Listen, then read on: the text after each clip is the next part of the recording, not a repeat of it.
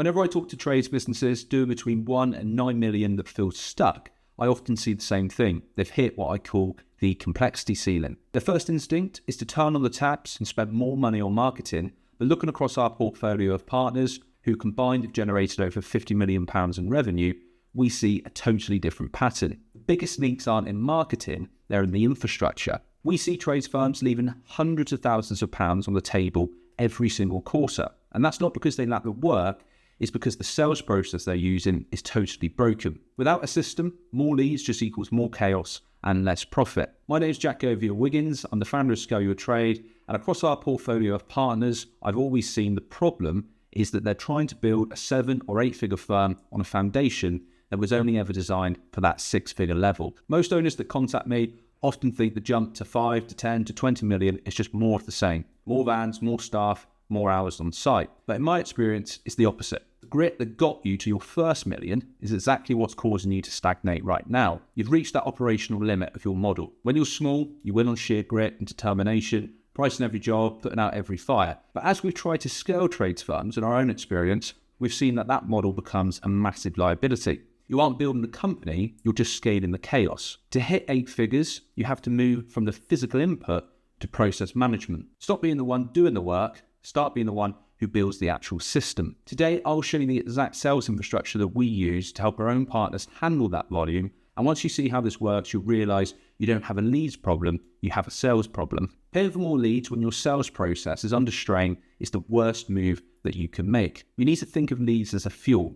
In a broken engine, more fuel just causes a bigger fire. Generating a lead and turning that lead into a customer is by far the single most expensive activity your company performs. Between marketing spend, travel for site visits, pricing, you're spending thousands just to get another one customer over the line. If the process is broken, your conversion rate is always going to be capped. And as you pour more leads in, that conversion rate will actually drop even further. Your attention per lead is spread thinner. Inevitably, you get sloppy. You take longer to send quotes, you miss follow-ups, your hottest leads go cold whilst you're buried in all that extra admin. And this is what I call hollow growth. Spending more time to make less in net profit, you haven't actually got a leads problem, you've just reached the limit of what a broken process can actually handle. When I see an owner trying to fix this problem, they often step back into the weeds and they fall into this recurring trap. You need to look at the maths. If you're the one doing the site visits, the pricing, the follow-up, the chasing, you've effectively hired yourself as a £100,000 a year surveyor. You'd never pay an employee to sit in traffic just to look at a maybe job and send a free quote, yet owners are doing it to themselves constantly, over and over again. When you burn out, you try and hire a surveyor for £60,000, £70,000 a year, but here's the real trap. You've hired an expensive person to manage a broken process. Because there's no system, they're just scribbling on pads and losing track of leads, just like you were. And because you can't see their activity, you end up micromanaging everything they do. You haven't bought freedom here, you've just become a full-time babysitter. When you're the bottleneck, revenue is capped by your hours. You haven't built a scalable business, you've just built a high-stress job that you can't quit. So to break through, we have to view trades businesses as a revenue equation. More site visits, plus more quotes, plus more follow-up equals more jobs won. It's a simple conveyor belt, but right now your belt only moves when you're physically pushing it. In an 8-figure firm, that belt has its own motor. We build a sales engine that handles the visits, the quotes, and the follow-ups for our own partners. It means the belt never stops. Even while you're away on holiday or attending business, the machine is still winning work. The goal is to disconnect your time from the actual sales cycle. You need to stop pushing the belt and start managing the overall engine. In order to scale to that 8-figure level,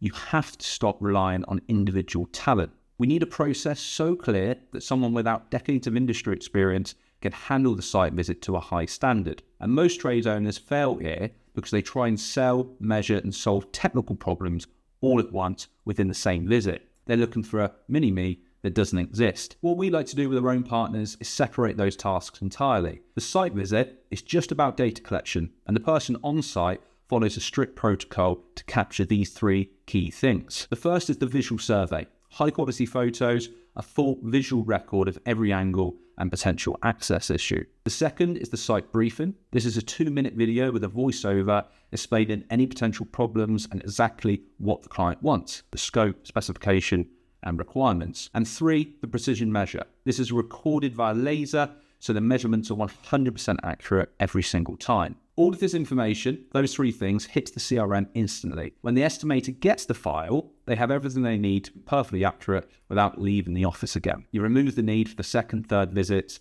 and stop those "I forgot to check" phone calls, all of which kill your margins. You've moved the intelligence out of people's heads and into the system that's repeatable and predictable. Once you've done the site visit, you need to price the job. And pricing shouldn't be a manual chore, it's a processing department. A qualified QS is too expensive to spend time sitting in traffic, so we want to separate the visit from the pricing to stop paying expert rates for data collection tasks. AI won't replace the QS, in my opinion, for now, but it will change their job. Because the data is already in the CRM, AI can generate a draft quote in seconds, and this allows the QS to be a manager of the overall pricing system and protect margins whilst the technology drives the volume. Don't fall for the hiring trap here. You really don't need to hire a full-time QS on 60, 70k a year until you absolutely have to. Instead, what I like to do is hire a bench of elite freelancers. This will keep your costs variable, so if leads go down 1 month, your costs go down as well.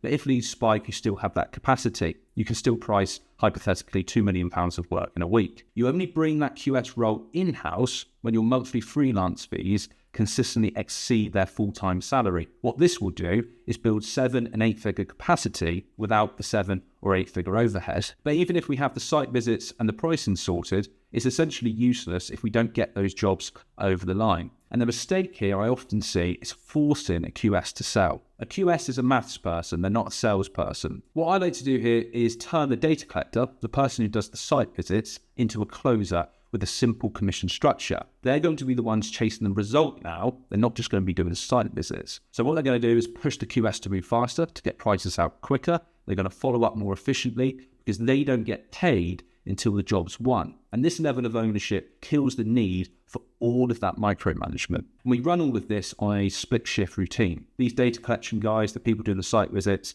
are on the road, say 9 till 3, and then they're back in the office from 3 till 5 on the CRM, following up and closing jobs. We use a digital proposal software and live video meetings to walk the customer through the project and handle all of their objections up front. Then when the deposit hits, the data collector performs the final handoff to the project manager, and because the CRM file is complete with all the photos, videos, and measurements, the project manager has everything they need to get started. They never have to call you, you never have to touch the admin. And that's the shift that I like to introduce whenever we're trying to grow a trades firm from 6 to 7 or 7 to 8 figures. Most owners of the glue holding together a broken model. When you install a structured pipeline, a structured sales process, you stop being the bottleneck. You move from a micromanager to a leader. If you're still relying on manual inputs, you're going to be left behind because over the next 3 to 5 years, trades firms with the infrastructure to leverage AI and all the automation will take over the market. You aren't just competing on quality anymore,